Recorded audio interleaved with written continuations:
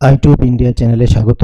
West Bengal State University BA honours programme অর্থাৎ G4 DSC 4 পেপারের আমি সাজেশান দিচ্ছি জার্নালিজমের 4th সেমিস্টার সাজেশান 2024 সালের পরীক্ষার্থীদের জন্য। এখানে বেশ কিছু কোশ্চেন আছে যেটা গতবারে পরীক্ষায় এসেছে।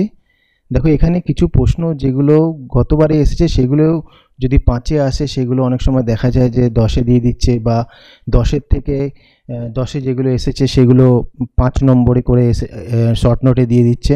তাই যেগুলো দিয়েছে এগুলো বাদ দেবে না, এগুলো সমস্ত কোশ্চেন পড়বে।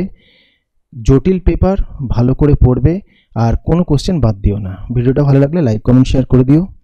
5 নম্বরের জন্য শর্ট নোট পড়বে social actor, location, voice of God, box office তথ্যচিত্র, scenic realism, duration and marketing of DVD, aspect ratio, issue of piracy, crowd funding.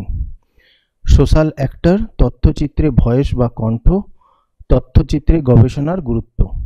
10 নম্বরের জন্য পড়বে তথ্যচিত্র বলতে কী বোঝো, তথ্যচিত্র পরিবেশনের 6টি প্রকার বর্ণনা দাও, তথ্যচিত্রে গবেষণার গুরুত্ব আলোচনা করো, তথ্যচিত্র নির্মাণের বিভিন্ন স্তরগুলি আলোচনা করো, তথ্যচিত্রে স্ক্রিপ্টের তাৎপর্য বর্ণনা করো।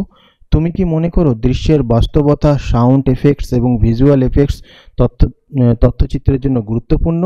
উপযুক্ত উদাহরণসহ তথ্যচিত্র নির্মাণের ক্ষেত্রে গবেষণার গুরুত্ব বিস্তারিতভাবে লেখো। তথ্যচিত্রের সংজ্ঞা দাও, তথ্যচিত্রের বৈশিষ্ট্য লেখো। তথ্যচিত্র নির্মাণের ক্ষেত্রে নৈতিক চ্যালেঞ্জ ও সমস্যাগুলি কী কী? উপযুক্ত উদাহরণসহ লেখো। তথ্যচিত্র উপস্থাপনার বিভিন্ন ধরনগুলি কী কী? উদাহরণসহ যে কোনো 3টি ধরন সম্পর্কে লেখো। তথ্যচিত্রের বন্টন ও প্রদর্শন কিভাবে পরিকল্পনা করা হয় বিস্তারিতভাবে লেখো। তথ্যচিত্র নির্মাণের বিভিন্ন স্তরগুলি লেখো। তথ্যচিত্র নির্মাণের ক্ষেত্রে কী কী ধরনের প্রযুক্তি ব্যবহার করা হয় তা আলোচনা করো। তুমি কি মনে করো ফিচার ফিল্মের সঙ্গে প্রতিযোগিতায় টিকে থাকতে হলে তথ্যচিত্রের জন্য আরও বেশি প্রদর্শনীর প্রয়োজন? এই বিষয়ে মতামত লেখো। তথ্যচিত্র বলতে কী বোঝো, তথ্যচিত্র পরিবেশনের বিভিন্ন মডেলগুলি আলোচনা করো।